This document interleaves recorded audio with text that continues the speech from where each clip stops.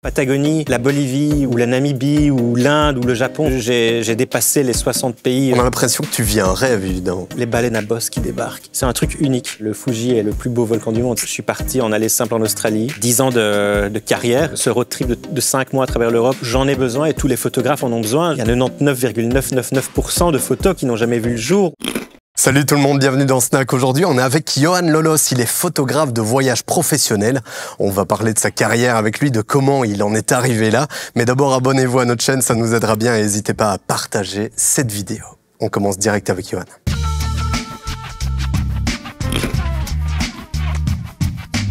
Salut Johan. Salut Pierre. Sers-toi, ils sont là pour ça. C'est vrai? Ouais. On commence? Allez. Donc, tu peux commencer. Un vendredi après-midi. Ah ouais, mais en plus, j'ai un peu la dalle, quoi. Tombe bien. Johan, tu es photographe de voyage professionnel. On va parler de ton parcours pour en arriver là. Tu vis aujourd'hui de tes photographies et ça, c'est magnifique. C'est pas donné à tout le monde, évidemment. Donc, je pense qu'il y a beaucoup de personnes qui vont s'inspirer de cette histoire. D'abord, on va parler de ton actualité. Tu reviens d'un grand voyage, là. Explique-nous un peu. Alors, j'avais d'abord mon petite amende. Attends, je reviens d'Inde. J'étais pendant 10 jours en Inde, au festival Kumbh Mela. Alors, assez bizarrement, personne ne connaît ou n'a entendu parler du Kumbh Mela, alors qu'il s'agit du plus grand, alors déjà, le plus grand pèlerinage religieux au monde, donc plus grand que le pèlerinage à la Mecque. Il est moins connu parce qu'il ne se passe qu'une fois tous les 12 ans. Mais en plus d'être le plus grand pèlerinage religieux au monde, c'est celui qui se passe actuellement jusqu'au 26 février. C'est le plus grand rassemblement d'humains de toute l'histoire de l'humanité. Avec 450 millions de personnes qui sont projetées, attendues sur les 45 jours de festival. Et c'est vrai que ça faisait des années que je m'étais dit un jour j'y serai. Cette édition 2025, en plus d'être donc celle de 2025, la précédente était en 2013. Cette édition est encore plus spéciale dans le sens où elle boucle un cycle de 144 ans. Et donc, pour certains, pour plus de 400 millions d'hindous, c'était la seule et unique chance dans toute leur vie de pouvoir aller se baigner dans le Gange et dans la Yamani River. Parce que oui, ça n'arrive qu'une fois tous les 144 ans. Et donc, évidemment, il y a des générations entières qui ne peuvent pas y participer. Et là, on tombait justement à un moment propice. C'est quand même assez dingue, ça, de voir que il y a autant de personnes qui se rassemblent, qui créent une ville autour du Gange pour vivre leur religion pleinement. Tu t'y es rendu en fait tout seul. Comment est-ce que ça s'est passé? C'est ça, ouais. Donc j'étais là. Ça a été un peu une galère logistique parce que j'avais pas prévu d'y aller jusqu'à début janvier.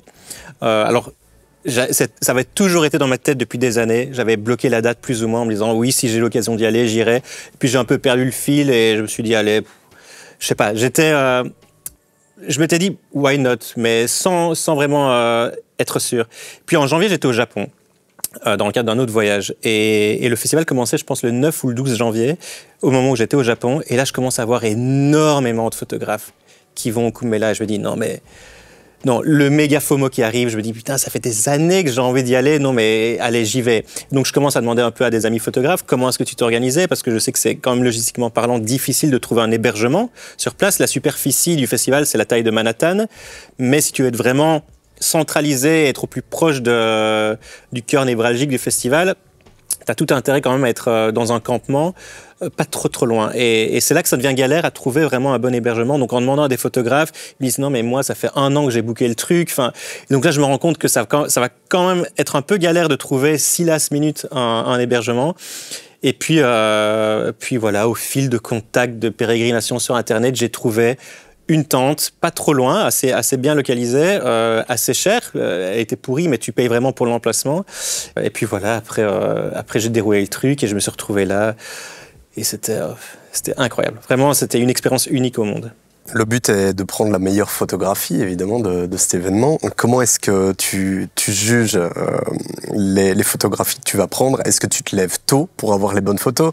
Est-ce que tu te couches très tard aussi? Ouais. Tu dois avoir l'œil du photographe, comme on l'appelle. Ouais. Comment est-ce que tu as fait pour envisager? C'est une bonne question dans le sens où je m'attendais à ce que ce soit très difficile à photographier comme événement, parce qu'il n'y a pas de... c'est une plaine. Donc imagine la plaine du festival de Dour, qui est absolument vide et puis qui prend vie pendant la durée du festival. Là, c'était la même chose. C'est une plaine complètement vide. Comme tu l'as dit, c'est une ville qui naît de nulle part. Et donc, tu n'as pas de relief. Tu as juste des tentes, des bâches,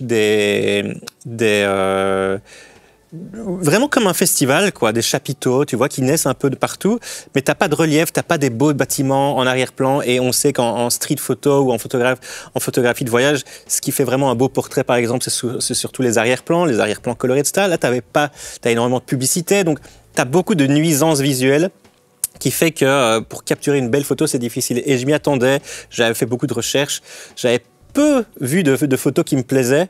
Donc j'ai trouvé ça effectivement assez difficile à photographier. La clé, c'était quoi? C'est en fait pas de s'isoler, parce que tu peux pas t'isoler dans un si gros festival avec autant de personnes, mais d'essayer d'aller chercher des moments de scène, des scènes un peu plus isolées. Donc, plutôt que d'être vraiment dans le cœur névralgique, où là, en fait, c'est vraiment une foule immense, quoi, où tu peux pas avancer tellement que c'est vraiment une marée humaine, l'idée, c'était, après 2-3 jours de repérage, tu comprends le truc, et tu dis, OK, je vais reculer à 3-4 km où il y a un peu moins de monde et vraiment me focaliser sur une scène en particulier. C'est comme ça que je trouve j'ai réussi à capturer en tout cas les meilleurs moments. Il faut bien se rendre compte qu'il y a même des ponts qui sont créés pour rejoindre ce centre. C'est ça. On les verra en images. Donc il y a 11 pontons temporaires qui sont vraiment qui apparaissent de nulle part. Ils n'existent que pendant le Kumbh Mela et ils vont relier 2 rives du Gange, quoi. Et tu me parlais de ce centre, alors évidemment t'en prends plein la vue, mais aussi plein les oreilles, comme c'est habituellement en Inde, il y a beaucoup de klaxons, etc. Mais là, d'autant plus, étant donné que c'est le plus grand rassemblement d'êtres humains, tu le disais. Est-ce que tu saurais nous décrire ce son que tu entendais? C'est vraiment très compliqué à décrire.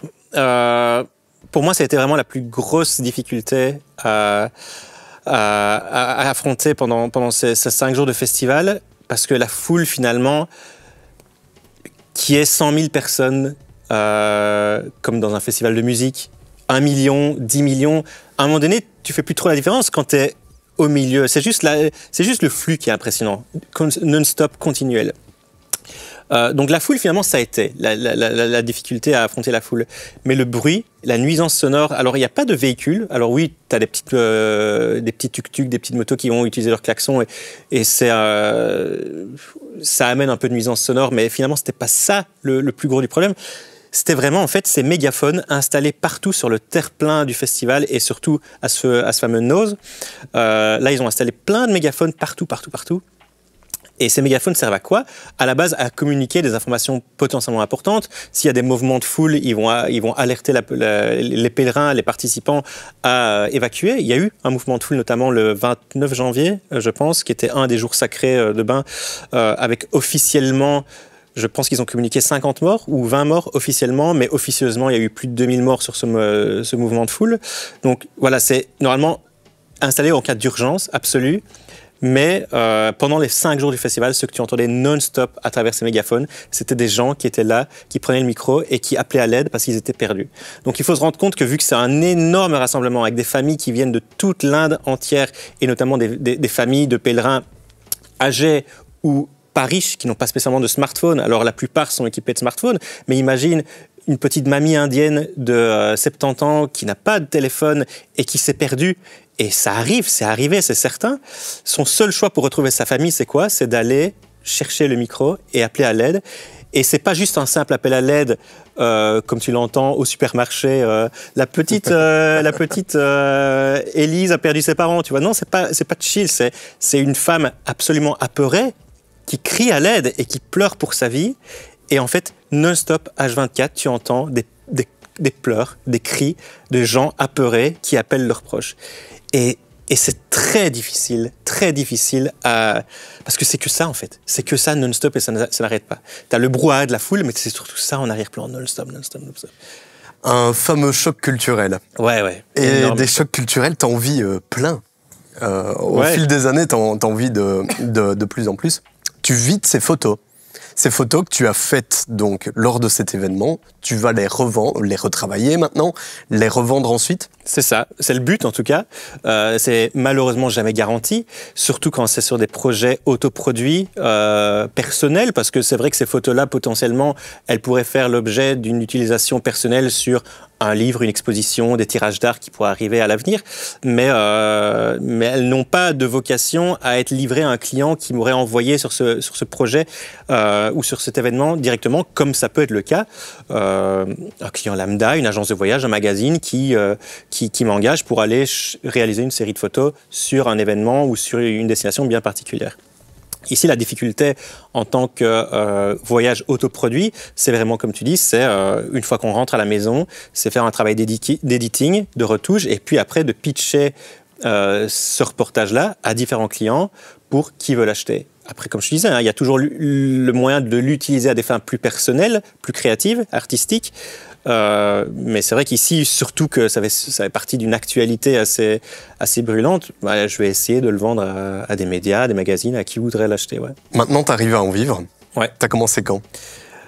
Alors, j'ai commencé à en vivre en 2015. J'ai commencé à voyager plus ou moins à temps plein. En tout cas, à l'époque, c'était clairement à temps plein en 2013. D'accord. Donc là, ça fait 10 ans que j'en vis, 12 ans que je voyage. Ça a été assez vite pour en vivre 2 ans. Pour en vivre, c'est quand même assez rapide, tu trouves pas? On dit toujours 3 ans pour une activité indépendante. Ah ouais, oui. Bah écoute, alors oui, c'est assez rapide. C'était pas voulu en fait. Donc j'ai étudié les relations publiques. Je suis sorti de l'IEX en 2013 et j'avais juste une envie débordante de voyage et de découvrir le monde. J'avais 25 ans et j'avais jamais quitté l'Europe, donc je voulais juste vraiment voyager. Donc j'étais déjà photographe amateur à l'époque. Donc j'ai juste embarqué mon matériel. Je suis parti en aller simple en Australie. J'ai dit au revoir à tous mes proches et je leur ai dit je ne sais pas du tout quand je rentre. Et une fois que je suis arrivé en Australie, ben oui, c'était le bon moment, je pense, pour moi. J'étais arrivé au bon endroit, au bon moment pour gagner en notoriété et me faire un nom, surtout à travers les réseaux sociaux, parce que c'était le boom d'Instagram, le boom des réseaux sociaux, de la photo. On ne concevait pas les réseaux sociaux de manière visuelle ou autant visuelle à l'époque que maintenant. Et en fait, comme je te dis, en 2013, je suis arrivé à l'automne 2013 en Australie. Instagram venait de se faire racheter par Facebook, je crois, 2-3 ans maximum auparavant. Et je pense que tout ça a joué en ma faveur, quoi, que je le veuille ou non. Puis après l'Australie, je suis parti en Nouvelle-Zélande pour une 2e année. Et là, en Nouvelle-Zélande, je me suis installé à Wanaka, qui est un village dans les montagnes, pendant 7 mois. Et là, pendant 7 mois, j'ai vraiment travaillé mon style, travaillé mes photos qui devenaient de plus en plus légers. Et là, je commençais à avoir un but à atteindre, quoi. Et le but, c'était essayer de me faire un nom dans la photo de paysage à l'époque, et surtout essayer de toucher des premiers clients. Et mon tout premier client, si je me souviens bien, c'était l'Office de tourisme de Nouvelle-Zélande. Okay. Et ça, c'était en mars 2015. Et ça a évidemment été le premier d'une longue série. Ouais, et donc ouais, ça va faire 10 ans tout pile. Là. 10 ans. D'ailleurs, on va parler de cette grande fête, de tes 10 ans de photographie. On va en parler direct après. Mais pendant ces 10 ans, tu as beaucoup voyagé. Tu as fait combien de pays, Johan? Alors, je n'ai pas le chiffre exact, parce que j'avais voyagé à travers l'Europe avant, vraiment, cette carrière de voyageur. Mais je sais que j'ai dépassé les 60 pays depuis que je suis né. Sur ces 10 ans, là, précisément, j'ai peut-être fait une 50aine de pays. Ouais. Tu as fait tous les continents? Non, pas encore l'Antarctique, parce qu'on le compte comme un continent. Ouais. Oui, sinon oui. T'aimerais bien d'ailleurs l'Antarctique? J'aimerais beaucoup, ouais. Okay, j'aimerais beaucoup. Ça m'a toujours... D'ailleurs, en 2015... je me souviens très bien avoir dit à un de mes meilleurs amis de l'époque qui voyageait avec moi en Nouvelle-Zélande, je lui disais que mon rêve le plus absolu, ça aurait été de voyager en Antarctique. Si j'avais l'opportunité en 2015, en plus la Nouvelle-Zélande, c'était pas très très loin, d'aller visiter l'Antarctique, clairement, c'était mon plus grand rêve de voyageur à l'époque. Plus du tout maintenant, c'est plus un rêve aussi gros, mais si j'ai l'opportunité, oui, vraiment. On a l'impression que tu vis un rêve, évidemment. Il y a énormément de personnes qui quittent les études et qui se disent « bon, je vais prendre une année sabbatique, aller voyager un peu », qui rêvent de trouver un boulot pour continuer à voyager. T'y es arrivé. Comment? J'y suis arrivé. Alors, c'était pas vraiment une année sabbatique dans le sens où je finissais mes études. J'avais des envies, sans être vraiment certain, de travailler dans l'événementiel, mais en tout cas, aucune ambition de travailler dans la photo ou de devenir photographe, même si, comme je te disais, j'étais dans la photo, mais vraiment d'un point de vue amateur, et ça me suffisait clairement. Mon but, vraiment, comme je te disais, c'était voyager. Je venais de finir 2 romans. C'était pas des romans, d'ailleurs, c'était des récits de voyageurs qui, tous les 2, avaient fait chacun un tour du monde de 5 ans, enfin un tour du monde en autostop, qui avait chacun duré 5 ans, et je pense 5 et 6 ans. Et ces 2-là, Ludovic Hublet et Jérémy Marie, si je me souviens bien, m'ont inspiré énormément. Et donc, c'est dans cette optique que je suis parti en 2013. Dans l'optique, je pars d'abord en Australie pendant 1 an, me faire une santé financière avec un Working Holiday Visa. Et puis, une fois que j'aurai amassé un peu d'argent, je continue mon périple en autostop. Mais donc, aucune ambition professionnelle, vraiment. Par contre, ambition de dépenser le moins d'argent possible et potentiellement avoir accès à des opportunités qui m'auraient permis de dépenser moins. C'était vraiment ça l'idée. Et c'est dans cette optique-là que j'ai créé ce compte Instagram qui, à l'époque, s'appelait Le Backpacker, et que ce nom, Le Backpacker, était assez réfléchi dans le sens où il allait parler à une très grande masse de francophones, mais aussi d'anglophones et autres. Voilà, j'avais 25 ans, je me positionnais sur ce marché de backpacker. C'est vraiment comme ça que je suis arrivé en Australie, et que, au fil des opportunités qui sont créées à moi, j'ai essayé petit à petit de me faire ce petit nom dans l'industrie du voyage. D'abord via des collaborations avec des blogs francophones de voyage, puis des plus gros sites, puis avec ça, j'ai gagné quelques abonnés, et puis j'avais assez d'abonnés pour parler en mon nom en tant que photographe. Et puis au fil des collaborations, etc., j'ai amassé de plus en plus d'abonnés, et ces abonnés-là m'ont en fait permis d'avoir une vitrine, en fait, tout simplement. Une vitrine où j'ai pu exposer mon travail à des dizaines de milliers de personnes, et parmi ces dizaines de milliers de personnes, forcément, des potentiels clients. C'est ça. Et ces clients-là m'ont approché un beau jour de mars 2015, et puis ça ne s'est plus arrêté. Alors évidemment, ce compte Instagram, tu n'en étais pas à ton coup d'essai. Ouais. Tu avais créé différentes choses durant tes études, notamment sur les réseaux sociaux, autour des festivals. Explique-nous un peu Belgian Festival, c'est ce que tu avais créé. C'était une page Facebook. C'était Facebook à l'époque. Ce qui était vraiment, entre 2010 et 2013, on parlait que de page Facebook à l'époque. Et donc en 2011, si je me souviens bien, j'ai créé cette page, vraiment dans un but de... alors j'aime pas ce mot-là, mais d'essayer de buzzer, ou plutôt de fédérer. Je voulais fédérer une communauté qui allait... Alors là, c'était vraiment très, très intéressé comme but. Je voulais fédérer une communauté parce qu'à l'époque, j'étais président du cercle des étudiants de l'IEX. Et dans le cadre de cette mission, on organisait énormément de soirées. Et forcément, des soirées, c'était un peu notre seule source de revenus pour le cercle. Et donc, il fallait absolument qu'on puisse en faire la promotion, etc. Et pour en faire la promotion, tout passait par Facebook à l'époque. Vraiment, absolument tout. C'était inconcevable de ne pas faire la promotion d'une soirée sans Facebook. Et donc, c'est comme ça que j'ai joint les 2 idées. C'était comment fédérer une communauté de jeunes qui pourraient être intéressés à participer à nos soirées d'étudiants. Et avec cette idée, j'ai créé cette page Belgian Music Festivals, tout simplement parce que je cherchais à créer une page qui allait fédérer la plus grosse communauté de jeunes, en fait, tout simplement. Parce que quel jeune aujourd'hui, et à l'époque, il y a 10 ans, quel jeune peut se vanter de dire « je n'aime pas les festivals ?» Je pense que tous les jeunes aiment les festivals, ils aimaient les festivals, et ça sera toujours comme ça. Donc c'est comme ça qu'est né ce projet à la base, et c'était très intéressé. Et puis en fait, très vite, vu le succès très rapide de la page, je me suis pris au jeu. Alors j'étais aussi moi-même fan de festivals absolus, forcément. Je me suis pris au jeu, j'ai monté le projet, ça en est devenu un blog, puis une vraie communauté avec des vrais partenariats avec tous les festivals de musique. Et tous ces partenariats m'ont donné accès à des accréditations de photographes, de journalistes, pour aller documenter le festival en backstage, en frontstage, sur le terrain. Et c'est comme ça que je me suis vraiment fait la main, quoi, en tant que photographe. C'était vraiment entre 2011 et 2013 à couvrir tous les festivals de musique de Belgique. C'est à ce moment-là que tu te dis, c'est fait pour moi, il faut absolument que je bosse dans la photo? Encore une fois, je m'étais jamais dit que j'allais en vivre, jamais, jusqu'à cette première opportunité en Nouvelle-Zélande. Mais c'est à ce moment-là que je me suis dit, ok, en fait, j'adore la photo. C'est une vraie passion. La photo, j'en fais depuis que j'ai 8 ans, 10 ans, très très jeune. Mais le côté sérieux et le côté vraiment pro ou semi-pro, oui, c'est né avec ce projet. Et j'ai plus jamais lâché, en fait. Je me suis vraiment mis dedans à 100% à partir de ce moment-là. Alors, tu as ton premier client, alors, qui est l'Office de tourisme dont tu nous as parlé. Après, ça ne s'arrête plus, tu nous dis. Jusqu'à, finalement, des clients qui sont quand même assez importants. Tu as eu Nikon, notamment, Toyota, d'autres partenaires comme ça. Les partenariats, c'est super important en photographie pour se faire connaître, évidemment. Ouais. Tu m'en parlais tout à l'heure.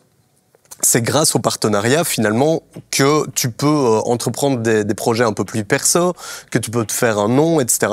Il faut conclure ce type de partenariat pour percer dans ce monde-là. Alors, est-ce qu'il faut...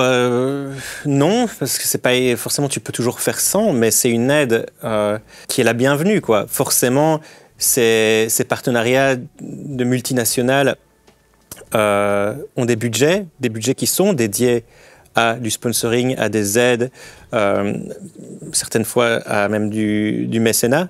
Et en tant qu'artiste, en tant que créateur, à un moment donné, tu viens avec des projets perso qui ne sont pas spécialement rémunérateurs, qui ne vont pas spécialement ramener directement même à des sponsors un retour sur investissement en termes d'argent, mais c'est plutôt via la visibilité, l'exposition ou même juste le fait de s'associer au nom d'un artiste ou d'un créateur qu'eux vont trouver un intérêt à participer au projet. Et donc, un de mes premiers projets vraiment perso qui était assez conséquent, donc c'était Pics of Europe, qui était ce road trip de 5 mois à travers l'Europe qui est devenu un livre après.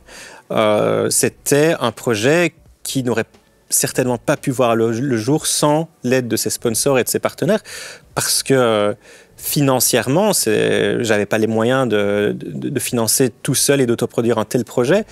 Alors, sans cette aide, j'aurais trouvé les moyens de le rendre moins cher, de faire en sorte qu'il me coûte moins d'argent, mais oui, Toyota, par exemple, a été le partenaire principal et parler de logistique et financière qu'ils ont pu amener sur la table, c'est clairement grâce à eux en partie que ce projet est né. Ouais. Financière, et donc avec cette tente de toit qui t'a permis de loger et de faire le tour d'Europe, alors. Parle-nous un peu de Pics of Europe.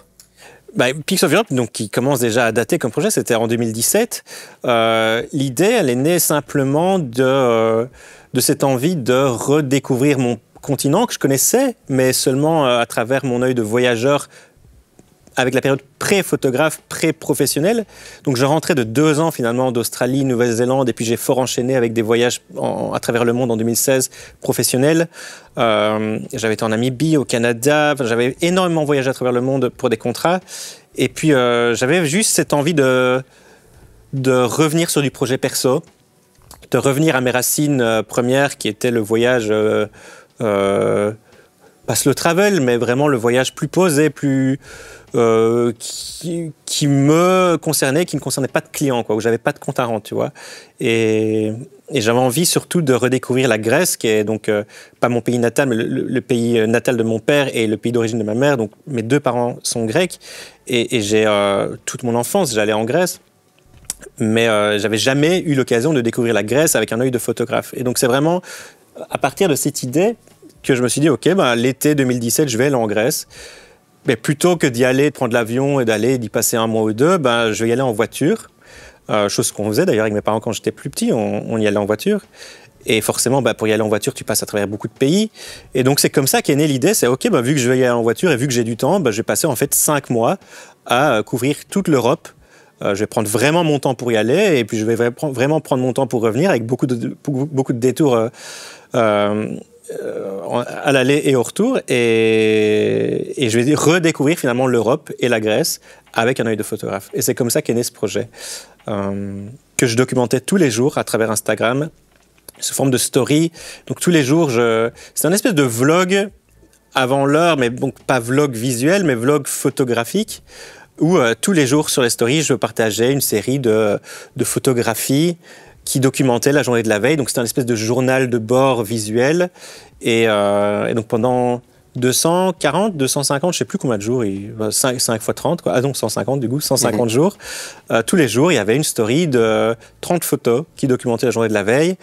Et donc au bout de ces 2000 photos partagées, c'est finalement la communauté que j'avais réussi à fédérer autour de ce projet qui est venue avec l'idée d'en sortir un livre. Et donc c'est comme ça qu'est né le projet de livre. Je ne suis pas parti dans l'idée de faire un livre, mais c'est le projet qui s'est imposé par lui-même et qui est devenu un livre. Ça a rassemblé beaucoup de monde, ça. Tu as combien d'abonnés aujourd'hui ? Alors aujourd'hui, je t'avoue, je compte plus parce que ça ne fait que décroître. Ça fait, vu que j'ai un peu décroché des réseaux sociaux, je pense que j'étais arrivé plus ou moins à 450 000 il y a quelques années. Et là, maintenant, je dois être à 380, quelque chose comme ça. Donc j'ai beaucoup perdu d'abonnés, mine de rien, parce que j'ai eu, après 2018, après ce projet Pix of Europe, plus ou moins, et surtout après l'achat de ma maison et ce côté un peu plus settle down, on s'installe, on devient adulte et la vraie vie commence.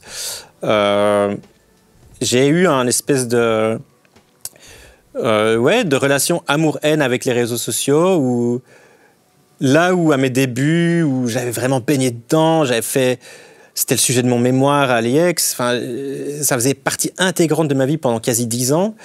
Et puis en 2018, 2019, je me suis dit, OK, il y a un truc qui commence à me déplaire.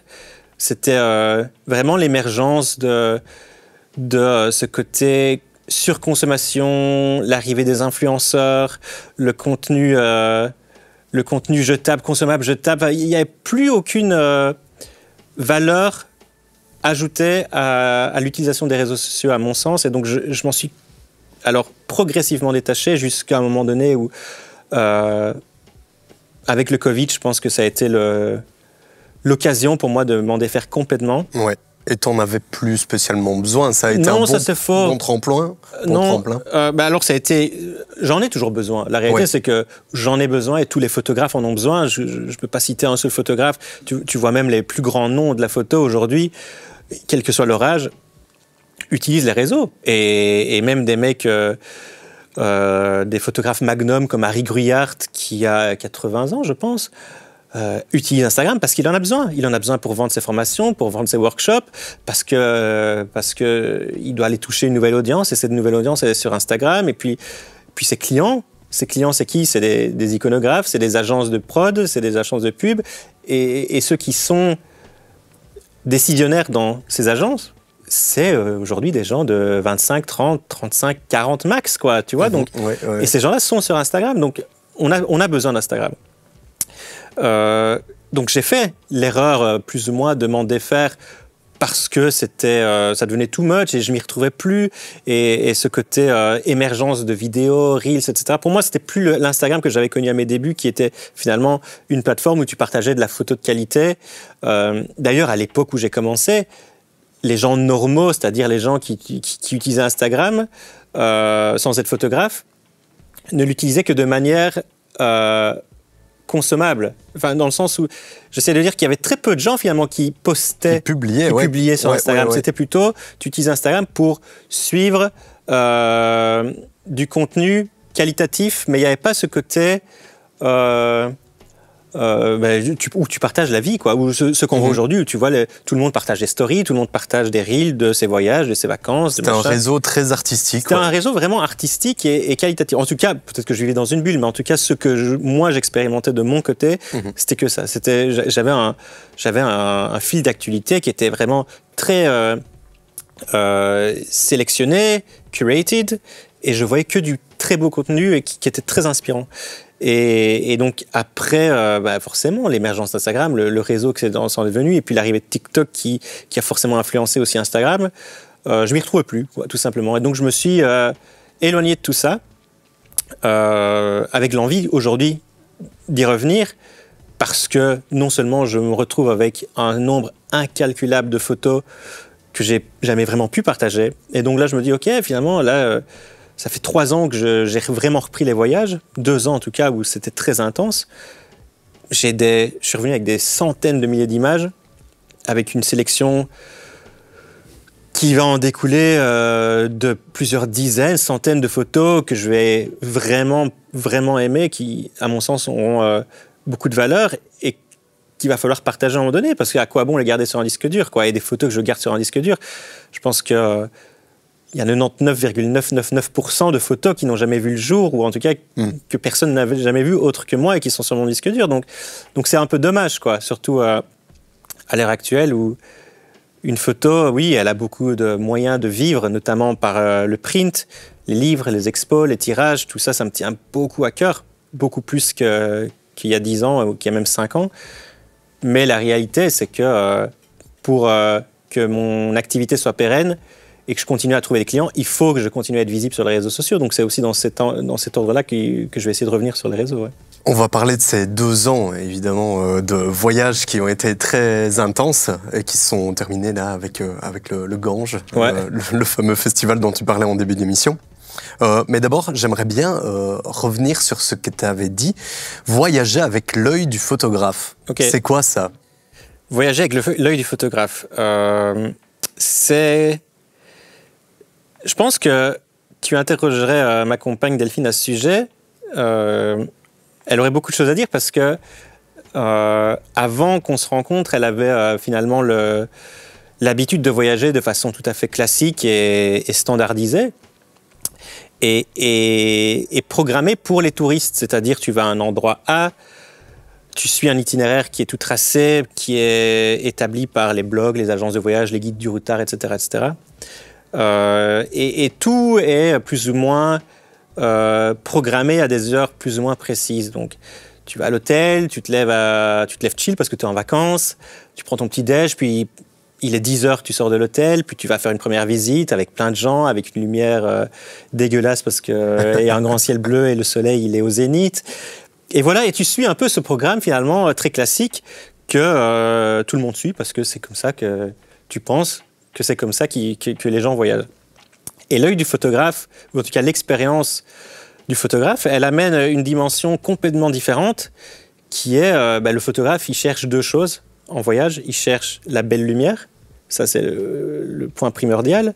Et la belle lumière, tu ne peux la voir vraiment qu'à 2 moments de la journée, qui est très tôt le matin et très tard le soir, enfin en tout cas très tard en fin d'après-midi, donc au lever et au coucher de soleil.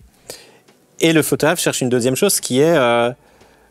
finalement, le moins de monde possible, c'est un peu contradictoire avec ce qu'on racontait avec mon envie d'aller au Kumbh Mela, où c'est le plus grand rassemblement de l'humanité, mais forcément, quand tu es sur des spots très connus, très touristiques, et que tu dois les photographier en tant que photographe, difficile de faire une belle photo quand tu as une horde de touristes qui sont sous ton appareil photo. Donc, le seul moment pour trouver un peu de quiétude et de solitude, c'est d'y aller très tôt le matin. Et donc, l'œil du photographe ou l'expérience du photographe, quand je voyage maintenant avec ma compagne, c'est que je lui ai fait découvrir ce monde finalement qu'elle ne connaissait pas, qui est on se lève aux aurores. Alors oui, c'est galère, forcément, c'est galère de... T'es dans ton lit douillet et puis à 4 heures du mat, le réveil sonne et puis on part dans la pénombre. Et tout ça est difficile, clairement, mais c'est tellement gratifiant et tellement...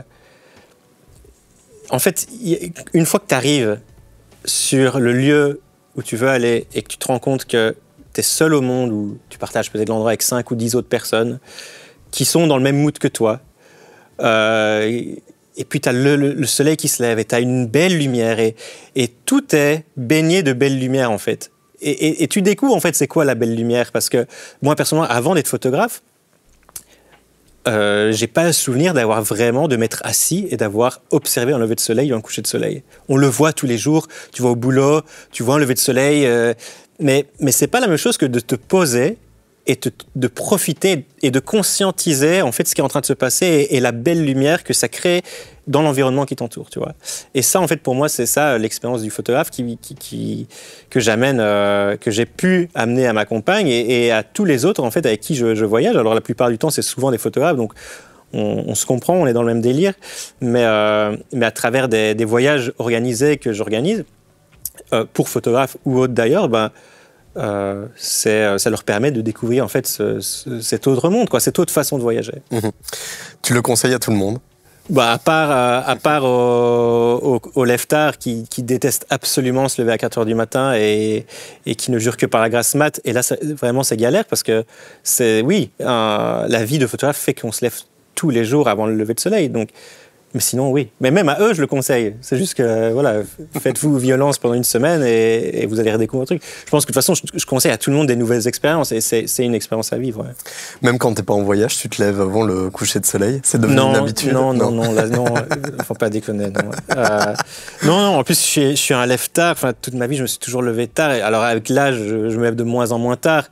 Là où quand j'étais ado, je me levais à 10 heures, maintenant j'essaie de ne pas me lever après 8 heures, c'est vraiment la limite.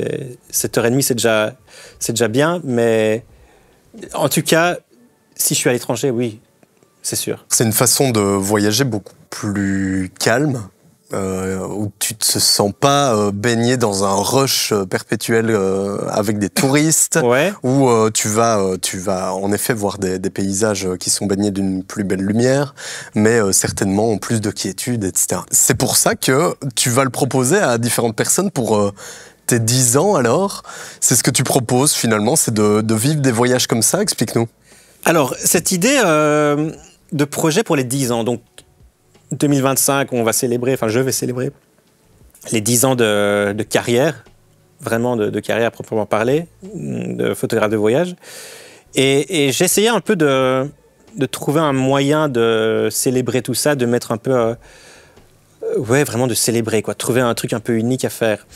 Et finalement, c'est vrai que 10 ans de carrière, déjà, quelle que soit la carrière, ça se célèbre, mais 10 ans de carrière de photographe de voyage, il y a eu tellement d'expériences, tellement de destinations, tellement de choses vécues en 10 ans, c'est difficile à expliquer. D'ailleurs, je ne suis pas quelqu'un, ça se sent peut-être pas ici, mais je ne suis pas quelqu'un de bavard nécessairement quand je rentre dans un voyage.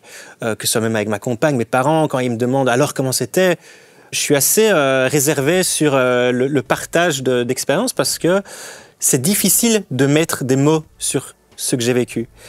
Et il n'y a pas d'autre façon que de vivre vraiment ces moments pour vraiment comprendre en fait. Le coup de ménage, j'ai beau t'en parler pendant 2 heures, tu comprendras pas vraiment ce qui s'est passé là-bas.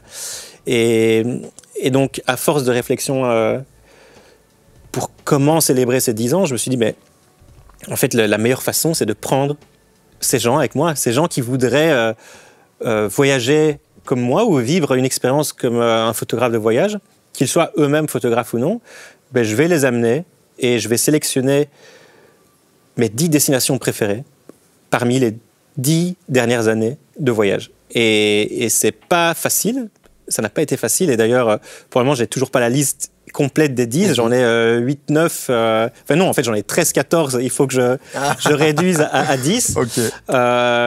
Et donc, l'idée, c'est vraiment, pour certaines destinations, non, en fait, pour ces 10 destinations qui seront sélectionnées, pour chacune d'entre elles, j'amènerai avec moi un groupe de 6 à 8 personnes à partir de l'automne 2025 jusqu'à l'été 2026. Et je vais leur montrer mes destinations préférées à travers le monde, quoi. Tu continues à fédérer alors, finalement. C'est un projet pour fédérer aussi. À beaucoup plus petite échelle, parce que là, finalement, ça va toucher moins de 100 personnes, 10 groupes de 6 à 8 personnes, donc on sera entre 60 et 80 participants au total. Mais oui, ça va être une espèce de fédération autour de 2 passions qui vont être d'abord le voyage, ensuite la photo, mais surtout vraiment ce désir de vivre un truc unique. Et ça va être unique, quoi. Ça va être unique, ça va être que ce soit la Patagonie, la Bolivie ou la Namibie ou l'Inde ou le Japon. Enfin voilà, tout ça, ces destinations vont faire partie du package. Mais à chaque fois, ça va être à coup sûr un moment suspendu dans le temps qui, sauf s'ils y retournent d'eux-mêmes par après, et d'ailleurs je l'espère parce que c'est difficile, enfin moi-même je suis le premier à retourner chaque fois dans les destinations qui me tiennent à cœur, mais ça va être quelque chose qu'ils n'oublieront jamais de leur vie parce que c'est une expérience unique, et c'est pour ça que je vais sélectionner ces 10 destinations. Ouais. Tu parles de 8 destinations sûres, de 13 où tu aimerais bien aller, mais il faut se limiter à 10 alors. Ouais. C'est quoi ces 8 destinations sûres? Sûres. Il y a le Japon, la Namibie, la Patagonie, je vais compter Chili, Argentine comme une destination, mais donc la Patagonie comme une destination. On a 3, Bolivie 4, Nouvelle-Zélande 5, Islande 6, Alors, c'est là que ça devient... mettons l'Inde, 7, Mongolie, 8. Pour moi, c'est ces 8-là, c'est sûr, mais tu vois, ça peut toujours changer. Ouais. Et puis, dans les autres qui sont en suspens, il y aura quoi? Il y aurait la Norvège, 9, Botswana, 10, Grèce, 11, Canada, 12. Voilà un peu les... Tu viens de nous faire un classement de tes pays préférés, là. Pas dans l'ordre. Okay. En tout cas, oui, je viens de te faire un classement de mes destinations, de mes expériences les plus incroyables de ces 10 dernières années. C'est ça. Ton expérience la plus incroyable, c'est quoi? Ouais. Alors, c'est marrant parce que la première chose, là, je connaissais pas les questions. Hein, donc, le premier truc qui vient de me flasher comme ça aux yeux, à la tête, c'est marrant d'ailleurs que ce soit ça, mais ce sera potentiellement une des expériences que je vais offrir, donc j'espère pouvoir l'offrir, cette expérience. Ça fait 10 ans, donc ça s'est passé en novembre 2015. C'était en Norvège, dans le nord de la Norvège, à Tromsø, qui est la ville la plus au nord, je pense, la ville arctique la plus au nord. Peut-être que je dis des bêtises, mais en tout cas, c'est tout au nord de la Norvège. Et je pense que c'est l'expérience la plus incroyable de ma vie. Pourquoi? Parce que j'étais sur un petit zodiaque. Donc, c'était la fin, c'était une semaine avant la nuit noire, la nuit polaire. Donc, une semaine après, le soleil ne se lève plus pendant 3 mois. Et donc, à ce moment-là, le soleil ne se lève quasi pas, quoi. Imagine, tu as vraiment de 10h jusqu'à 14h, une espèce de lueur de lever de soleil. Et cette lumière de lever de soleil qui dure 6 heures et qui est incroyable. Et donc, à 10h, on arrive sur un zodiaque avec mon petit groupe, j'étais avec 2 autres photographes, et avec le but d'aller dans les fjords norvégiens à la rencontre des baleines à bosse. Des baleines à bosse? Est-ce que c'était les baleines à bosse ou les orques? C'était un des deux. Okay. Mais là, je spoil un peu ce qui va arriver, c'est qu'on arrive donc sur ce zodiaque dans le fjord norvégien et on trouve effectivement ce qu'on devait chercher. Je pense que c'était les orques qu'on cherchait. Et on trouve ce groupe d'orques et notamment une famille d'orques. Et d'ailleurs, absolument incroyable. Tu as vraiment... Le cliché de la famille, c'est quoi? C'est papa, maman, 2 enfants. Et on voit ce groupe d'orques, papa, maman et les 2 enfants au milieu. Et quand je te dis enfant orque, c'est vraiment bébé orque, quoi. Et tu les vois tous les 4 plonger. Enfin, déjà, oufissime. On est sur ce zodiaque qui est tout petit, quoi, qui fait la taille, qui fait 3 fois ce canapé. Et ils sont juste à côté de toi. Et puis, donc là, déjà, on est survolté parce qu'on avait déjà trouvé ce qu'on venait voir. Et je pense que 10 minutes après, on continue à zoner dans le fjord. Et là, en fait, tu as les baleines à bosse qui débarquent par dizaines et dizaines. Et on est encerclé de baleines à bosse qui font des jumps, c'était fou. Et tu avais donc d'un côté le groupe d'orques, de l'autre les baleines à bosse. Et c'était juste un truc incroyable. C'était il y a 10 ans, je m'en souviens parfaitement. Et je crois que c'était... une des plus belles expériences de toute ma vie. Norvège, alors. Tu parles de la Patagonie aussi, où tu as vécu certainement une très belle expérience, parce que c'est le premier pays que tu m'as cité dans la liste. Alors, donc, Patagonie, c'est sur 2 pays, hein, Argentine, Chili, et c'est vrai que c'est... Pourquoi est-ce que j'ai cité ça? C'est parce que j'en reviens, ça va bientôt faire 1 an que j'y étais, donc j'y étais de mars à juin 2024. C'était un rêve depuis toujours, depuis que j'ai lu ces récits de voyageurs à la Patagonie, ça m'a toujours fait rêver. C'est un nom qui respire l'aventure, quoi, la Patagonie. Et ouais, j'y suis allé après des années d'envie.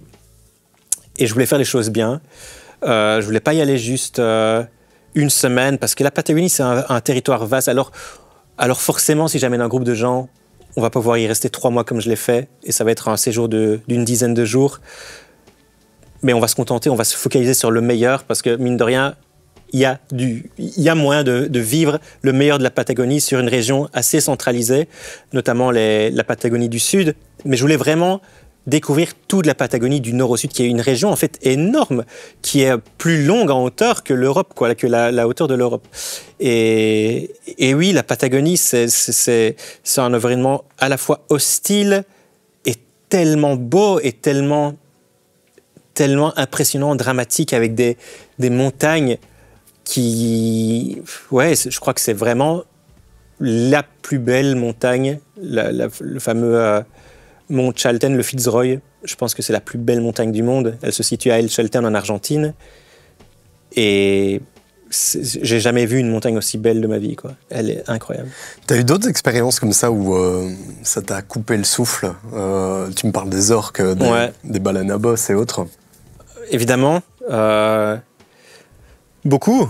Ça arrivait tellement de fois. Et c'est un peu ce moment où tu as le souffle coupé que je vais essayer d'offrir aux participants qui viendront à ces voyages avec moi.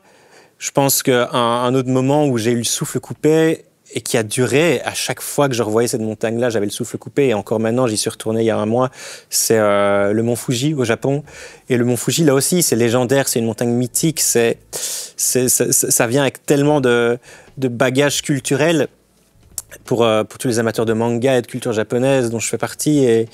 Et j'ai découvert le mont Fuji d'abord à l'automne 2023, où j'y allais notamment pour les couleurs d'automne, t'as tous les érables japonais qui sont rouges, mais d'un rouge vif. Et la première fois que tu vois le mont Fuji, déjà qu'il y a une chose rare, parce qu'il est très souvent caché dans les nuages, mais quand tu as le mont Fuji, qui est une montagne, un volcan isolé comme ça, seul, qui se découvre à toi, et tu le vois, Alors je disais que Fitzroy est la plus belle montagne du monde, mais le Fuji est le plus beau volcan du monde. En plus d'être beau et prestigieux, il a une présence et les Japonais le déifient en fait. Ils le voient comme un dieu. Et je suis pas du tout religieux, mais tu comprends le truc quand tu vois le Fuji. Tu es toujours à la recherche de sa présence, tu es toujours à la recherche de sa présence. Moi, quand je suis près du mont Fuji, parce que je prends la voiture, je roule, c'est quand même une superficie assez grande à couvrir, je suis tout le temps en train de chercher, est-ce que je le vois dans mon rétro? J'ai toujours ce besoin d'être rassuré par sa présence. C'est un truc unique. Donc le mont Fuji, c'est un endroit que j'adore. La photo qui t'a fait connaître, selon toi, c'est laquelle? Alors la première photo qui a un peu circulé dans les médias et qui a un peu buzzé sur Internet, c'est une photo que j'ai prise à Dour Festival en 2012. Je pense que ça devait être l'édition 2012 ou 2011. C'était une édition... Alors moi, j'ai plus été à Dour depuis 2013, donc j'imagine qu'il y en a eu d'autres comme ça. mais c'était une édition très spéciale dans le sens où toute la plaine de Dour était devenue un champ de boue. Un énorme champ de boue. Désolé, je perds mes cacahuètes parce que j'ai pas l'occasion de les manger avec cette interview. Ouais. Donc c'était devenu un immense champ de boue. Parce que je sais pas si tu as déjà fait Dour, mais Dour peut très vite devenir boueux. Et à l'époque, c'était la plaine principale, c'était juste l'hécatombe, quoi. C'était juste un champ de boue où les gens, pour faire 10 mètres, ça te prenait 10 minutes. Enfin, c'était l'enfer. Et j'ai pris cette photo. À l'époque, j'étais en collaboration, en partenariat avec une marque de bière bien connue en Belgique, avec un taureau, que tout le monde reconnaîtra. Et je faisais des photos pour eux. Et donc, ils avaient leur stand de sponsors qui surplombait la plaine. Et donc, j'ai pu avoir accès au plus haut point, en fait, de la plaine. Donc, je suis monté là sur ce stand Jupiler. Et tu avais le coucher de soleil sur la plaine, toute boueuse, avec les reflets du soleil sur cette plaine boueuse, quoi, qui est incroyable. Et les festivaliers en fin de journée qui sont en mode survie parce qu'ils essayent de... Et en fait, ça te fait cette photo apocalyptique où beaucoup de gens ont comparé à une scène de Walking Dead, quoi. C'était incroyable. Et cette photo, en fait, le festival, la page du festival l'avait repostée et je sais qu'elle avait énormément tourné. Il y avait des journaux belges qui me l'avaient acheté. D'ailleurs, c'était ma première vente de photos. Officiellement, c'était cette photo-là, à un journal belge. Donc ça, c'est la photo qui t'a fait connaître. Elle m'a pas fait connaître, mais c'est la première qui a fait un peu buzzer. Voilà, ouais. qui a buzzé un peu. Il y a certainement une photo... T'as certainement une photo préférée aussi. C'est laquelle? C'est une très difficile question, ça. Une photo préférée, j'en ai pas. Mais c'est vrai que la première qui me vient à l'esprit, là, c'est une photo que j'ai prise en Inde, justement, à Varanasi, en 2019. Donc Varanasi, qui est une des villes saintes en Inde. Tu as le Gange qui passe aussi là-bas. Et c'est une photo que j'ai prise depuis un bateau. J'ai payé c'était pas un pêcheur, mais un mec qui gère un petit batelier, quoi. J'ai payé un batelier pour qu'il me fasse un petit tour du Gange au lever de soleil. Et depuis ce bateau, à un moment donné, donc Varanasi est fait. Donc déjà, Varanasi est la ville, la plus vieille ville continuellement habitée au monde. C'est une ville qui a 3000 ans de mémoire, qui a depuis 3000 ans est continuellement habitée. C'est la plus vieille ville au monde, qui existe encore. Et donc, son architecture est déjà incroyable. Et le long du Gange, tu as ce qu'ils appellent les Ghats, qui sont en fait, c'est les rives du Gange où tu as les pèlerins hindous qui vont se baigner et se laver et se purifier dans le Gange. Et ces Ghats sont très photogéniques, c'est une architecture vraiment très médiévale. Et donc je suis sur ce bateau et à un moment donné, je vois cette scène devant moi où tu as un jeune adolescent qui est en premier plan, qui est dans la lumière, qui regarde d'un côté. Et derrière lui, tu as pas un vieil homme, mais un adulte de la cinquantaine, 40-50 ans, qui regarde de l'autre côté. Donc ils sont tous les deux face à moi, un en premier plan, l'autre en arrière-plan. Ils regardent tous les deux dans des directions opposées. Le jeune est dans la lumière, le vieux est dans l'ombre. Et depuis toujours, j'essaye d'amener cette thématique de contraste, quelle que soit d'ailleurs la définition de contraste dans mon travail. Et cette photo illustre tout à fait ce que j'ai toujours essayé de capturer. Et j'adore cette photo. Et elle était d'ailleurs exposée lors de ma dernière exposition à la galerie Buronzou à Liège. Et ouais, c'est une de mes photos préférées. Je ne sais pas pourquoi celle-là est venue en tête quand tu m'as posé la question, mais elle fait partie de mes photos préférées. Ouais. Est-ce que tu le sais direct quand tu prends la photo que tu as un beau cliché? Ouais. Alors, je prends énormément de mauvais clichés. Donc, je sais aussi tout à fait quand au moment où je prends la photo que c'est un cliché pourri. Tu as toujours l'espoir de prendre une belle photo, tu prends la scène. Et moi, je suis quand même un shooter très compulsif. J'ai beaucoup de respect pour ceux qui filment exclusivement en argentique, qui photographient exclusivement en argentique parce qu'ils arrivent à se contenir, chose que moi, j'arrive pas du tout. Là, je rentre d'Inde, je crois 10 jours en Inde, 7000 photos. Donc, je suis très compulsif parce que j'ai peur de rater la bonne photo et donc je prends beaucoup de photos avec l'espoir d'avoir une bonne dedans, tu vois. Mais quand je prends la bonne, je sais que c'est la bonne. Ça, c'est sûr. Tu le vois, la scène se découvre à toi, t'as la lumière, t'as la composition, tout est parfait. Et tu sais, alors c'est déjà arrivé effectivement qu'en passant en revue mes archives, tu tombes sur une photo que tu avais complètement oubliée et que tu la trouves, waouh, elle est incroyable. C'est déjà arrivé. Mais là, ici, je rentre d'Inde. Alors, je vais pas passer en revue toutes mes photos maintenant, mais je sais déjà lesquelles je vais aller chercher directement parce que j'en ai 2-3 en tête là où je sais qu'elles sont très très bonnes. Qu'est-ce qui fait une bonne photo? Personne ne sait. Tu peux pas définir une bonne photo. C'est quoi une bonne photo? C'est définir ce qu'est une bonne photo, c'est très compliqué. Alors, tu as les bases de ce qui fait une bonne photo, les bases classiques, la lumière, la composition. Pour moi, je pense que c'est la composition le plus important dans une bonne photo. En tout cas, c'est ce qui va permettre à la photo de se démarquer par rapport à d'autres photos ou par rapport au travail d'autres photographes. Le travail sur la composition est peut-être ce qui va définir le plus le travail d'un photographe à mon sens. Donc oui, ce qui fait une bonne photo, c'est, je dirais, la composition, la lumière, l'accès, mine de rien, parce qu'on parle pas assez souvent d'accès, mais dans le cadre de photographie de voyage, par exemple, ici, voilà, prenons l'exemple du Kumbh Mela en Inde. C'est un pèlerinage, tu as des millions, des dizaines, des centaines de millions de personnes. Et accéder à ce pèlerinage est assez facile, tout le monde peut y accéder. Il est gratuit, enfin, c'est très facile. Comment avoir la bonne photo parmi tout ça? Tu as un angle, un sujet, par exemple, sur lequel tu veux te concentrer, et celui-là pourrait être les fameux les Naga Sadhus. Donc, c'est ces hommes saints qui vivent dans la montagne, dans l'Himalaya toute l'année et qui ne descendent qu'une fois tous les 12 ans pour le Kumbh Mela, qui vivent absolument nus, recouverts de cendres. Donc ils se peignent la peau de cendre et ils sont nus. Et avoir accès à ces personnes-là n'est pas la chose la plus facile, dans le sens où ils sont assez fermés, ils parlent pas beaucoup. Certains sont, je vais pas dire agressifs, mais tu sens qu'il y a quand même un truc. En plus, il y a une relation par rapport à l'argent qui est un peu floue, parce que les pèlerins, forcément, ils sont là, ils descendent notamment pour bénir les pèlerins. Donc imagine, ils sont dans une tente, leur tente, sur la plaine du festival, et chacun, ils sont des centaines, hein, des milliers, chacun va accueillir certains pèlerins. Alors comment est-ce que ces pèlerins décident d'aller voir tel ou tel baba, j'en sais rien. Mais à chaque fois qu'un pèlerin va venir se faire bénir, et donc il lui met un petit coup de peinture sur le front, sur le crâne, il va lui faire une donation. 1 euro, 2 euros.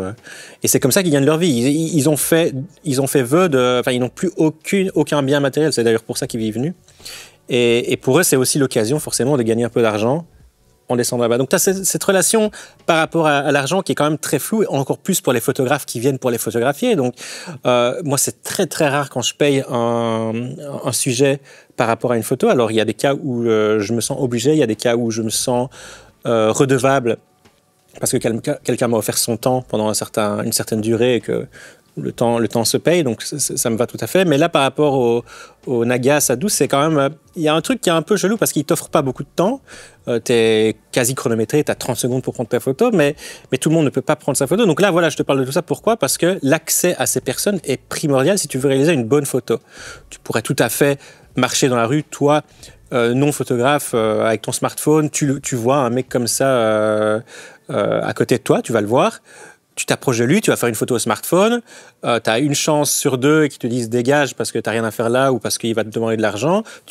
Si tu es un peu insistant, tu vas te rapprocher de lui et peut-être même lui donner un billet et il va te laisser prendre la photo, mais tu n'auras pas pour autant une bonne photo parce que tu vas être dans le rush, tu auras l'impression que tu déranges. Et comment est-ce que tu arrives à avoir une bonne photo ? Ben ça, c'est tout le travail d'accès qu'un fixeur, par exemple, va pouvoir t'amener. Un fixeur, c'est un local qui va parler la langue, qui va pouvoir t'aider à arranger des choses. En fait, un fixeur, c'est un arrangeur. Et il va t'introduire, il va parler la langue du baba. Mais quand je dis la langue, c'est pas la langue parlée, c'est le langage. Il va parler le même langage que lui, avec les mots que lui a envie d'entendre, pour en fait te permettre, toi, photographe, d'accéder à cette personne ou à quelque autre sujet, peu importe, pour avoir la bonne photo. Et encore, la bonne photo n'est pas garantie, mais l'accès est primordial pour avoir la bonne photo. Donc, les 3 choses que je dis souvent quand on me pose la question c'est quoi une bonne photo, je dis la lumière, la composition qui sont les 2 bases, et puis l'accès. Quand tu vois différentes photographies amateurs sur Instagram, des gens qui vont partager une photo de leur voyage, etc., généralement, c'est pas des photos de professionnels, évidemment. Mais il y a quand même moyen de prendre de belles photos avec son appareil photo sur ton iPhone ou ton smartphone, quoi. Tout à fait. Il y a quand même moyen, quoi. Mais plus c'est quoi ton moyen. conseil ? Pour prendre des belles photos ? Ouais. Déjà, shooter aux bonnes heures. Je pense que c'est le conseil le plus bateau, mais c'est le conseil le plus facile à mettre en application parce que ça demande aucune base, ça demande aucune connaissance technique ni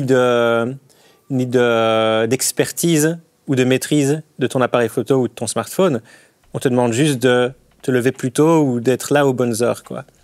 Et rien que ça, tu prends n'importe quel paysage, tu prends n'importe quelle rue, tu la shootes à midi et tu shootes la même scène à l'heure du lever de soleil, 6h, 7h, peu importe, c'est garanti à 100% que ta photo va être meilleure. Donc déjà, ça, c'est le premier conseil de base que je peux donner et c'est ce que je mets en application, c'est ce que tous les photographes mettent en application. Après, il y a toujours des exceptions où tu auras toujours des photographes qui adorent shooter avec la lumière très violente de midi parce qu'ils adorent créer des ombres très, très, très, très fortes, très noires. Et j'aime ça aussi. Ça demande une certaine maîtrise et une certaine expertise pour vraiment maîtriser cette lumière très violente.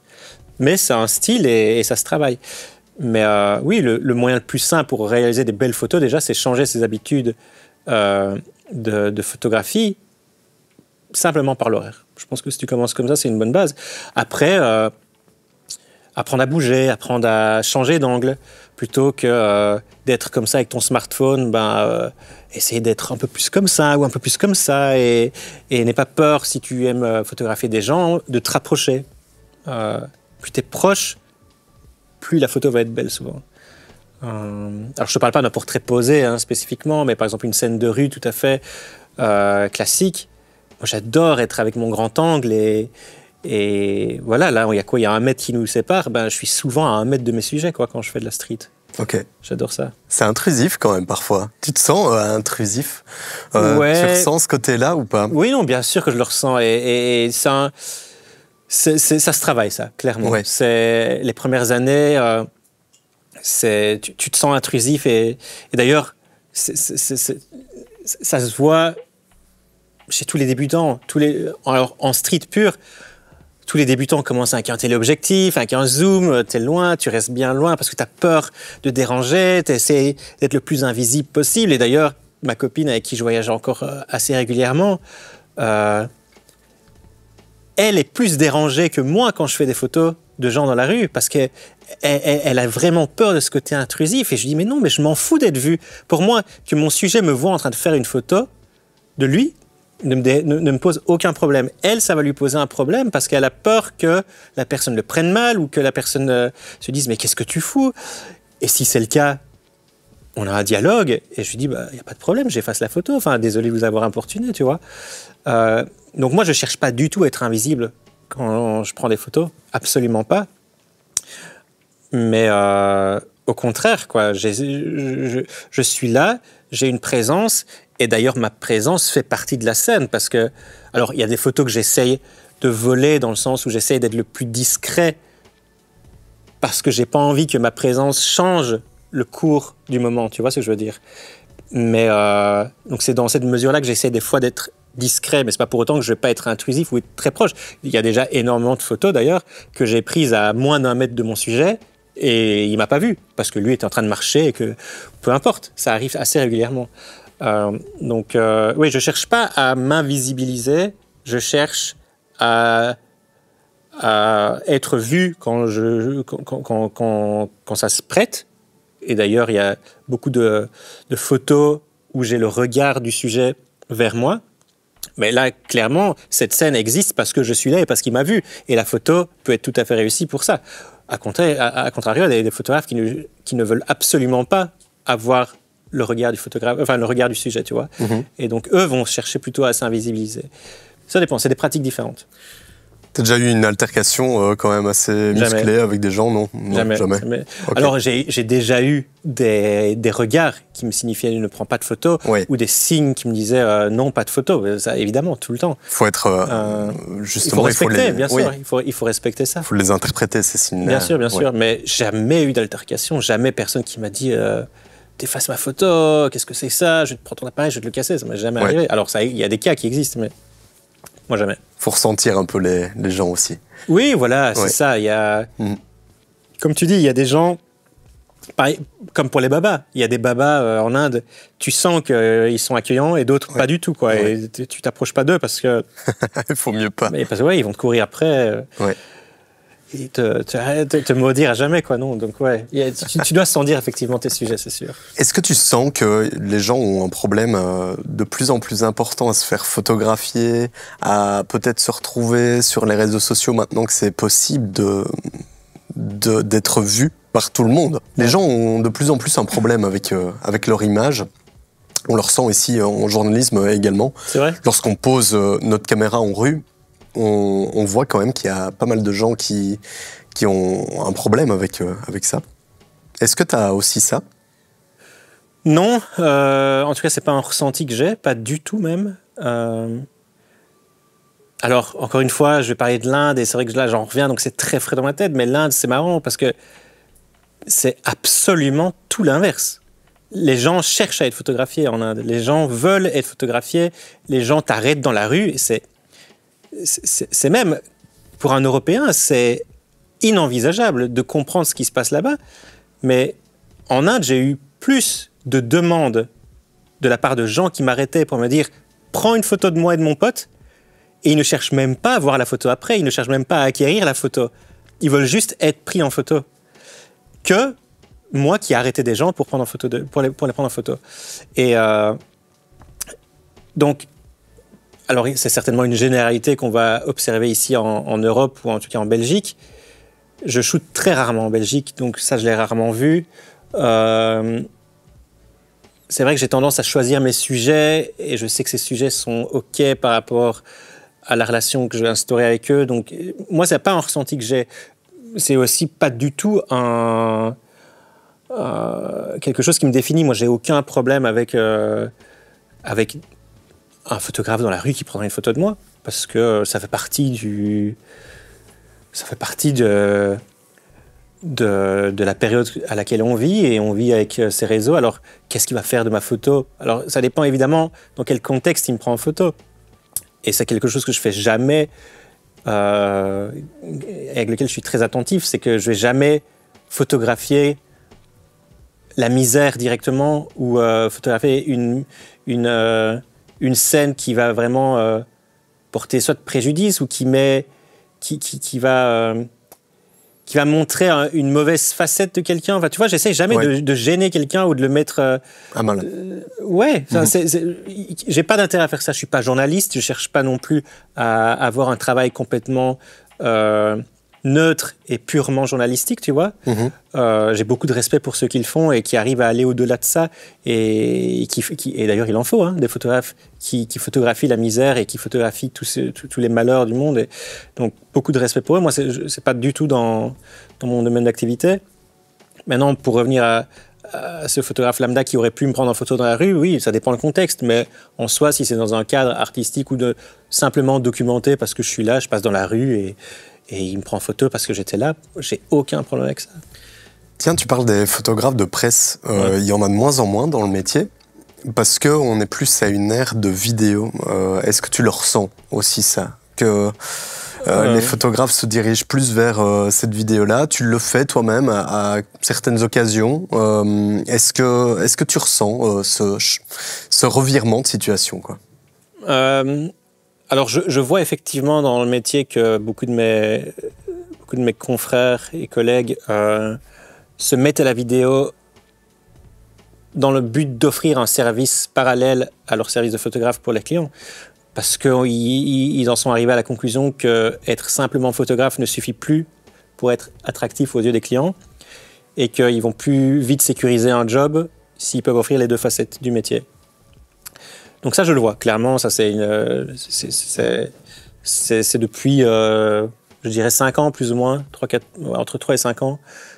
Depuis le Covid, en tout cas, ça, c'est sûr, que beaucoup de photographes se sont mis à la vidéo aussi. Ça, c'est pour l'aspect purement industriel. Maintenant, par rapport aux réseaux sociaux et l'utilisation des réseaux sociaux, c'est encore une autre facette du métier qui me concerne moins parce que j'ai toujours été un peu réfractaire à l'utilisation des vidéos sur les réseaux sociaux, même si je pense que je vais devoir m'y mettre. Et c'est parce que, comme je le dis, je vais devoir m'y mettre que d'autres ont dû s'y mettre aussi, purement et simplement parce que tu as le fameux algorithme qui te punit si tu ne te mets pas à la vidéo et qu'on dépend tous, photographes, de l'algorithme pour être vus, pour avoir une vitrine, pour aller chercher des clients. Et tout ça est un espèce de cercle vicieux dans lequel soit tu décides de rentrer ou pas. Et jusqu'à présent, j'ai toujours fait le choix de ne pas rentrer dans ce cercle. Ça m'a pas puni, je ne vais pas dire puni, mais ça, à un moment donné, ça m'a desservi, clairement. Mais si je rentre dans le cercle et que je fais le choix conscient de commencer à faire de la vidéo pour jouer le jeu d'Instagram et autres réseaux sociaux, ça ne fait que renforcer forcément ce cercle vicieux qui va de plus en plus pousser vers de la vidéo. Donc oui, pour répondre à ta question, clairement, il y a un shift qui se fait vers la vidéo. Alors, le mot shift n'est peut-être pas le bon mot parce que de ce que je vois, c'est plutôt un parallèle. Les deux métiers continuent à s'exercer en parallèle. Ce n'est pas des photographes qui sont devenus vidéastes, c'est plutôt des photographes qui font aussi un peu de vidéo. Ce qui m'attriste plus par rapport aux réseaux sociaux, c'est des photographes qui, plutôt que de partager leur travail photographique, vont partager des vidéos, plutôt des backstage, des coulisses, des vidéos mises en scène sous forme des photos mises en scène sous forme de vidéos, donc des vidéos qui sont finalement qu'une succession de photos, mais animées. Je suis attristé parce que on s'éloigne du médium qui nous plaît, qui a fait qu'on fait ce travail, qui est purement le médium photographique, qui est une image, un style, comme on dit, une image non animée qui s'apprécie en l'observant et qui s'apprécie à elle-même, quoi, tu vois. Pour moi, la vidéo, c'est un tout autre métier. C'est un tout autre métier que j'aime beaucoup, mais c'est dommage de voir, et je vais certainement peut-être devoir en faire partie, que les photographes jouent le jeu de cet algorithme qui te pousse et qui t'oblige à faire de la vidéo. Ouais. Qu'est-ce qu'elle a en plus, la photo, que la vidéo? Qu'est-ce qu'elle a en plus Tu parles de ce mouvement qui peut exister en photographie, même si c'est tout à fait style, comme tu dis, où c'est un moment, quoi. Mais ce moment, qu'est-ce qu'il apporte en plus au niveau des sentiments et d'autres choses comme ça? Artistiquement, qu'est-ce qu'il amène? C'est une question très difficile. C'est la question philosophique de l'interview. Non, mais pourquoi la photo, finalement, la question peut se poser comme ça. Pourquoi la photo perdurera malgré l'apparition de la vidéo? La photo a toujours perduré. Donc ça veut dire que la vidéo n'a pas quelque chose que la photo a. Et certainement, l'inverse pourrait être, la question inverse pourrait être la même. Hein. Je suis certain que la vidéo a beaucoup de choses que la photo n'a pas. Je t'avoue, je ne peux pas répondre à cette question parce que c'est tellement ancré en moi, le fait de consommer une photo.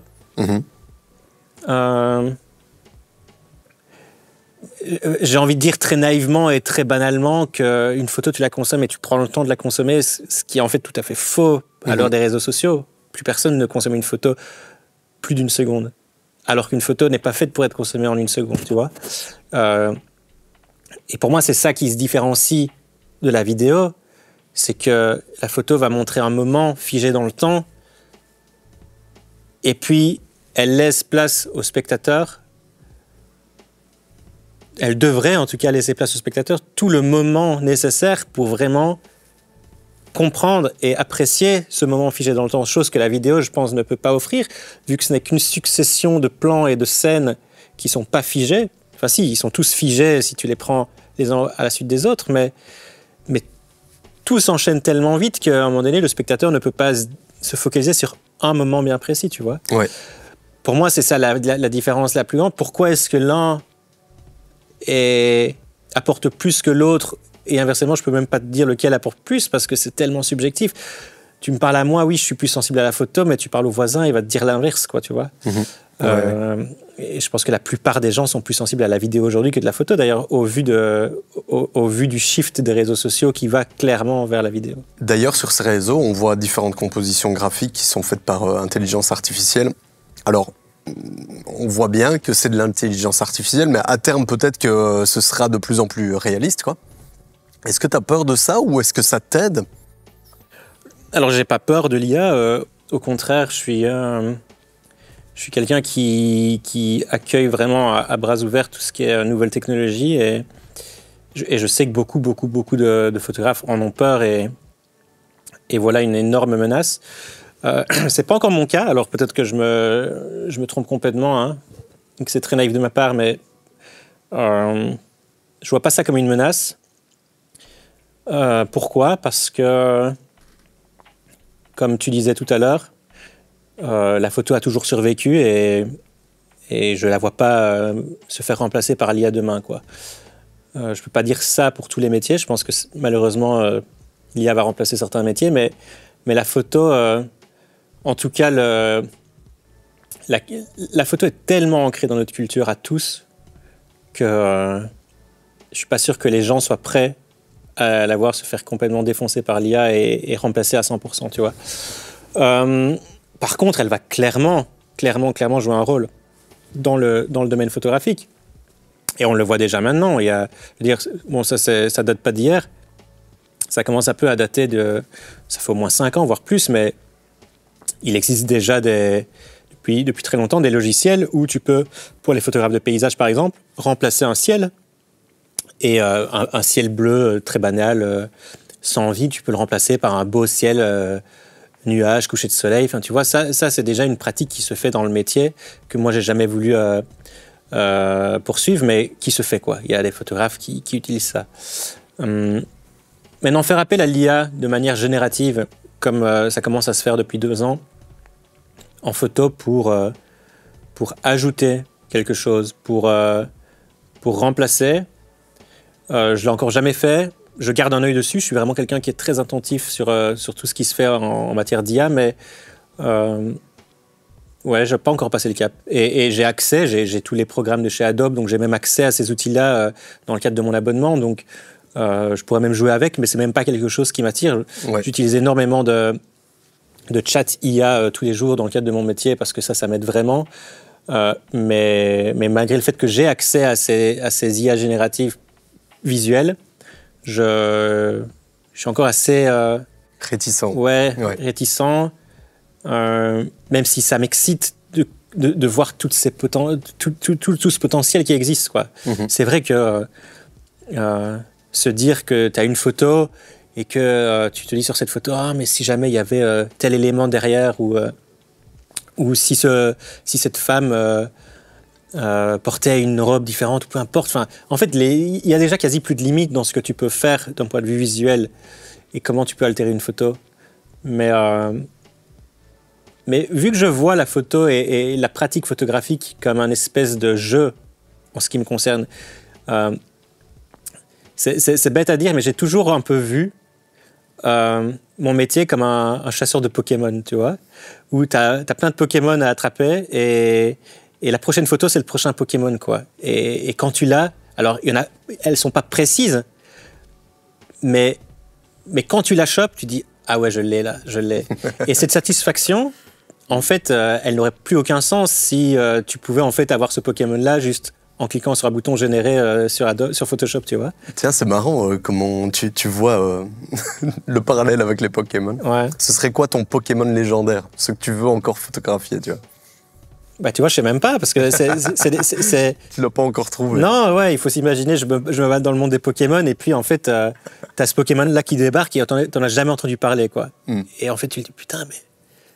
Je savais même pas que t'existais, mec. Et là, tu lances ta Pokéball et tu le chopes, tu vois. Enfin, c'est ça, mon Pokémon légendaire, je pense. J'ai pas de photos de rêve.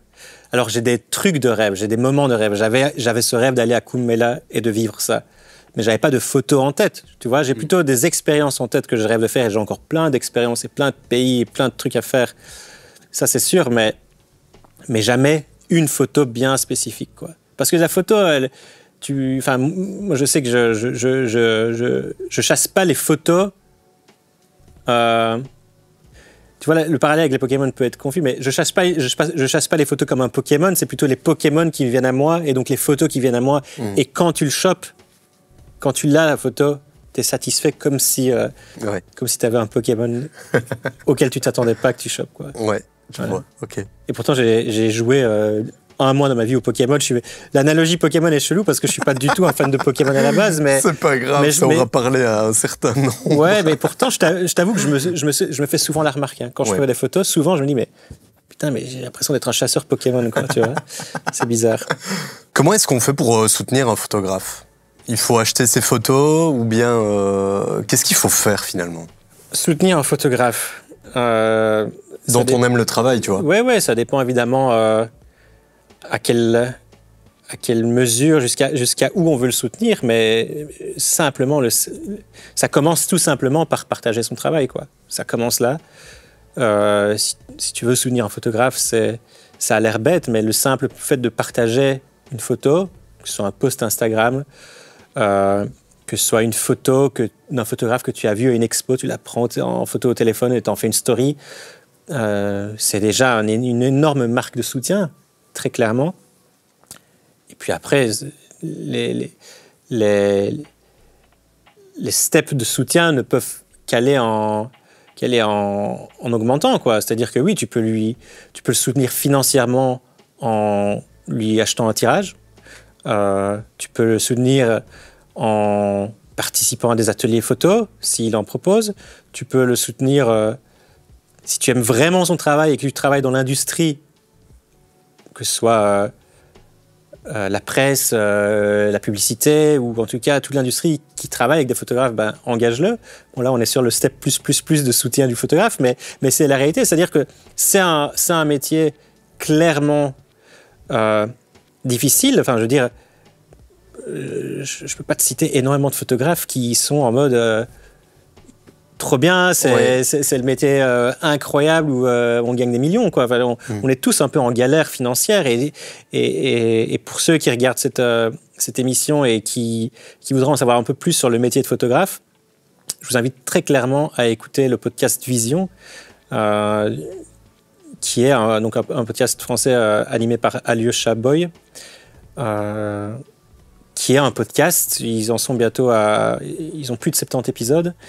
Et c'est un podcast vraiment excellent et dans lequel, malheureusement, en fait, tu te rends compte de la réalité du métier, quoi. De la galère, quoi. C'est une galère. Alors, j'ai eu l'ambition de faire un podcast aussi moi-même et j'aimerais beaucoup le relancer. Ça s'appelait Blue Hour, que j'ai lancé il y a 4 ans. Voilà, c'était la même idée, quoi. C'était interviewer des photographes dans le but de partager les réalités du métier de photographe. Bon, j'ai beaucoup moins d'épisodes. Je pense que j'en ai 7 ou 8 seulement qui sont disponibles. Mais voilà, ils sont toujours disponibles sur les plateformes et sur YouTube, etc. Mais j'ai pas la prétention de dire qu'il est aussi bon que Vision, qui est vraiment un excellent podcast. Mais voilà, pour avoir écouté tous les épisodes de Vision, à l'unanimité, tout le monde dit c'est galère, quoi, c'est galère. Et comment soutenir ces photographes-là? Ben oui, partager déjà, parce que un partage, c'est quoi? C'est potentiellement montrer le travail d'un photographe à quelqu'un qui ne le connaît pas, et cette personne, ben, c'est soit quelqu'un qui pourrait être collectionneur d'art et qui va acheter un tirage, c'est peut-être quelqu'un qui est iconographe, qui travaille pour un magazine et qui va lui acheter une photo pour le prochain reportage, c'est peut-être quelqu'un qui travaille en agence de pub et qui veut absolument travailler avec ce photographe pour une prochaine campagne. Voilà, c'est un partage, ça paye pas de mine, mais c'est vraiment, en fait, ça commence là, quoi. C'est tout con, mais c'est facile. Alors, tu fais différentes expos aussi, tu as différents clients, c'est comme ça que tu gagnes ta vie. Qu'est-ce qui rapporte le plus, en fait, en étant photographe? C'est tellement... ça dépend un peu. C'est tellement variable, quoi. Il y a des années où ça va être des tirages, une autre année, ça va être les livres, une autre année, ça va être un shoot spécifique parce que tu as eu un méga client avec une méga campagne à shooter. Il n'y a pas une année qui se ressemble, quoi. Les tirages, au niveau de tes photos, tu t'en fais pas énormément non plus, quoi. Alors, en fait, toutes mes photos sont disponibles en tirage. Mais je ne communique pas pour autant de la sorte. C'est-à-dire que si demain je publie une photo d'Inde, encore une fois, ou du Japon sur Instagram, et que tu as un méga coup de cœur pour cette photo, elle est disponible en tirage. C'est-à-dire que je ne limite pas ma gamme de photos disponibles en tirage seulement à celles que je veux publier. Alors, il y a eu l'expo en 2023 pour laquelle j'ai sélectionné une vingtaine, entre 20 et 30 photos qui faisaient partie de l'expo Solitude, qui a donc fait, qui ont donc toutes fait partie d'un catalogue qui est toujours disponible sur mon site, et ceux qui vont sur le site pourront télécharger le catalogue pour voir en fait la sélection complète de cette exposition. Donc ces photos-là qui étaient exposées sont toujours disponibles à la vente. Certaines ont déjà été vendues, mais vu que c'est des tirages limités à 7 exemplaires, on peut les reproduire, on peut les réimprimer jusqu'à 7 exemplaires. Et il me reste encore du stock de cette expo-là qui est chez moi. Voilà. Bon, là, pour le coup, il n'y a pas le choix de la taille. C'est-à-dire, j'ai peut-être récupéré, j'invente, un tirage qui fait 80 sur 120 cm d'une photo. Cette photo-là est en stock chez moi. Si tu veux acheter cette photo-là, oui, tu peux l'acheter déjà encadrée, toute faite, et demain tu peux la voir. Mais si tu veux cette photo-là dans une autre dimension, c'est possible aussi. Mais là, avec les temps de production, etc., on est sur des délais un peu plus longs, pas excessivement longs, mais voilà, ça prend 2-3 semaines pour attendre. Mais en soi, toute photo que je publie est disponible en tirage. C'est juste que c'est une façon de communiquer différente, quoi. Faut bien se rendre compte aussi qu'une photo, tu te dirais, tu t'appuies sur le déclencheur et la photo est prise et tu vas la revendre. Non, il y a aussi ce travail de l'ombre qui est la post-production où tu vas retravailler les photos. Explique-nous un peu, cette post-production, elle prend énormément de temps. Oui, alors je suis pas clairement le meilleur en termes de retouche et en post-prod. Alors c'est un travail obligatoire, je suis obligé de passer par là. Juste pour donner vie, en fait. C'est l'équivalent, pour moi, de la post-production, c'est l'équivalent du développement en argentique. C'est-à-dire que je prends mes photos, je les photographie en fichier RAW. Donc, RAW qui veut dire brut. Donc, les photos sont brutes. Elles contiennent toutes les données, mais elles ne sont pas développées. C'est-à-dire que si maintenant je te montre la photo que j'ai prise, quelle que soit en Inde, peu importe, tu vas juste voir une photo un peu palote, un peu grisâtre, quoi. Donc, je dois donner vie à cette photo. Comment je donne vie? Je vais sur un programme, sur un logiciel de post-production, de développement en fait. C'est du développement numérique et je vais, comme à l'époque de l'argentique, faire un développement. Je vais jouer sur les contrastes, je vais jouer sur les couleurs et je vais donner vie à la photo. Ça, c'est le gros du travail. La post-production pour une photo peut aller de 10 secondes à 10 heures. Ça dépend jusqu'où on veut placer le curseur, tu vois.